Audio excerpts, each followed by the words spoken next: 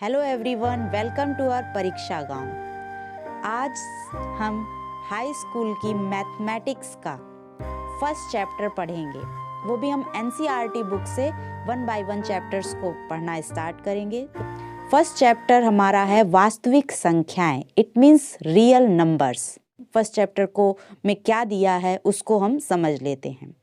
आप first chapter में जब आप देखोगे तो यूक्लिड विभाजन प्रमेय का आपको शब्द मिलेगा और यूक्लिड विभाजन एल्गोरिथम मिलेगा।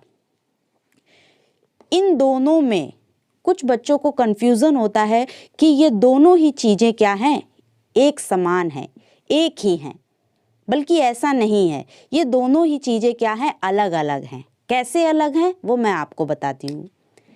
एल्गोरिथम का मतलब क्या होता है, सिंपल सा मैं इसका बताऊँ आपको तो कोई भी आपको समस्या दे दी गई, कोई भी आपको क्वेश्चन दे दिया गया, कोई भी आपको प्रॉब्लम दे दी गई, तो आप उसको कैसे सॉल्व करते हो। फर्स्ट स्टेप में आप सॉल्व करोगे, स्टेप 1 कुछ सॉल्व करोगे, स्टेप 2 सॉल्व करोगे, स्टेप 3 सॉल्व करोगे। ठीक है ना। मतलब कोई भी प्रॉब्लम आपको दे दिया गया, x² + y = 3 दे दिया गया, तो आप x और y की वैल्यू स्टेप 1, स्टेप 2, स्टेप 3 ऐसे करके निकालोगे। ठीक है ना। तो ये जो स्टेप्स का 1 बाय 1 आप यूज़ कर रहे हो, इसी को ही क्या कहा जाता है, एल्गोरिथम कहा जाता है। मतलब कि चरणों की श्रृंखला से यदि हम किसी समस्या को हल करते हैं तो इस विधि को ही हम क्या कहते हैं, एल्गोरिथम कहते हैं। All clear? ओके। तो अब हम जानेंगे एल्गोरिथम के बारे में, तो हमने जान लिया। तो अब हम जानेंगे कि प्रमेयिका, इसको इंग्लिश में बोलते हैं लेमा, आखिर ये क्या होता है। तो ये लेमा कुछ नहीं है हमारा। यूक्लिड जो थे उन्होंने एक स्टेटमेंट उन्होंने क्या करा है, प्रूफ किया है। एक स्टेटमेंट मतलब कि कथन उन्होंने क्या किया है, सिद्ध किया है। एक कथन उन्होंने सिद्ध करके हमें दे दिया। इसका यूज क्या है, इसका यूज ये है कि इसी के माध्यम से हम अन्य कथनों को क्या करते हैं, सिद्ध करते हैं। अदर स्टेटमेंट्स जो हमारे क्वेश्चन में हमसे पुटअप किए जाते हैं उनको हम प्रूव्ड करते हैं यूक्लिड के द्वारा दिए गए लेमा के माध्यम से, दिए गए स्टेटमेंट के माध्यम से। अब यूक्लिड ने हमें कौन सा स्टेटमेंट प्रूव करके दिया है, कौन सा कथन हमें सिद्ध करके दिया है, अब हम इसके बारे में जानेंगे। अभी तक आपने ये तो समझ लिया कि यूक्लिड विभाजन प्रमेयिका और यूक्लिड विभाजन एल्गोरिथम में क्या अंतर होता है, ये आप क्लियरली अब जान चुके हो। ये एक प्रकार की विधि है और इसके माध्यम से हम अन्य कथनों को क्या करते हैं, सिद्ध करते हैं। तो अब हम जानते हैं कि यूक्लिड विभाजन प्रमेयिका जो है उसमें कौन सा कथन इन्होंने सिद्ध करके दिया है। इससे भी आप भली भांति परिचित हो। जो भी भाग करना जानते हैं, डिवाइड करना जानते हैं, उन्हें ये पता होगा। बस उसको यहाँ पे नाम दे दिया गया है, बल्कि आपको भी ये चीज़ पता ही होगी। हम अगर आपसे कह दें कि 7 को क्या करिए, 2 से विभाजित करिए, तो आप क्या करोगे, 7 को आप यहाँ पर लिखोगे, ठीक है ना, 2 को आपको यहाँ पे लिखोगे। अब 2/3 क्या होता है, 6 होता है। शेषफल कितना हो गया, 1 हो गया। भागफल कितना हो गया, 3 होगा। भाज्य कितना हो गया, 7 हो गया। भाजक कितना हो गया, 2 हो गया।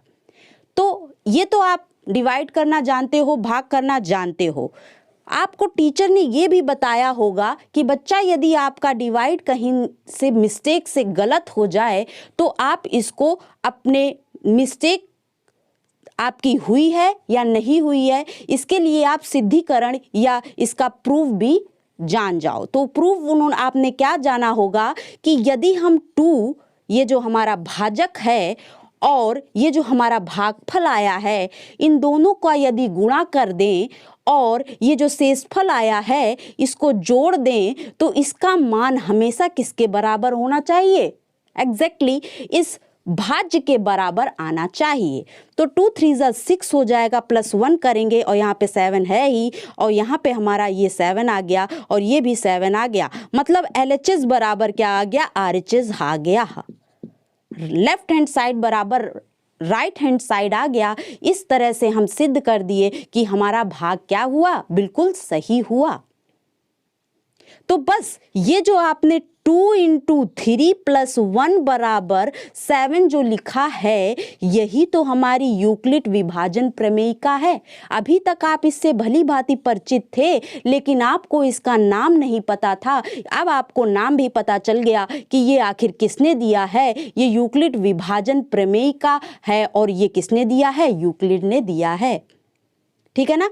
अब हम इसको क्या करते हैं, एक फंडामेंटल तरीके से इसको हम डिनोट के कैसे करेंगे उसके बारे में हम जान लेते हैं।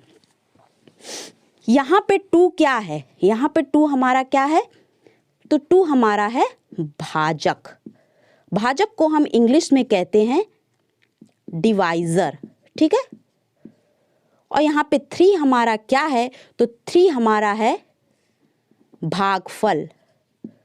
भागफल, और भागफल को इंग्लिश में कहते हैं क्वोशिएंट।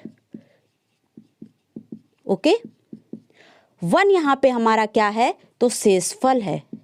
शेषफल है, इंग्लिश में रिमाइंडर। और 7 क्या है, तो 7 आपका क्या है, भाज्य है। It means dividend. तो इस प्रकार से हम कह सकते हैं भाज्य बराबर भाजक गुणे भागफल और प्लस का क्या होता है, शेषफल होता है। अब इसी चीज को यदि हम सिंबल्स में लिखें तो भाजक को यदि हम क्या कर लें, B ले लें, भागफल को हम क्या ले लें, Q ले लें, शेषफल को क्या ले लें, R ले लें, और भाज्य को हम क्या ले लें, A ले लें। तो इसी चीज को हम किस तरह से लिख सकते हैं कि A मतलब भाज्य बराबर क्या हो जाएगा, भाजक B × भागफल क्वोशिएंट Q ले लिया, और प्लस का रिमाइंडर हमारा क्या है, R, तो R। ये हो जाता है। बाकी चीजें हम इरेज करते हैं। अब हम इस पर फोकस करते हैं जो कि हमारा मेन पॉइंट निकल कर आया है। क्या निकल कर आया है कि dividend is equals to divisor into quotient plus remainder. It means भाज्य बराबर भाजक गुणे भागफल प्लस शेषफल होता है। अब यहाँ पर शेषफल का मान हमेशा क्या होगा, 0 के या तो बराबर होगा या फिर 0 से अधिक आएगा, लेकिन हमेशा ये क्या होगा, B से क्या होगा, छोटा होगा। और दूसरी चीज आप ये जान लो कि Q हो गया या फिर R, ये दोनों 0 के बराबर हो सकते हैं। या तो ये 0 होगा या तो फिर ये 0 होगा। तो यहाँ तो आप देख ही रहे हो कि R जो है वो 0 के बराबर है। तो इसके साथ हमने ये भी कह दिया कि Q भी आपका 0 हो सकता है। ऐसी कंडीशन आ सकती है कि Q भी आपका 0 हो जाए। ओके।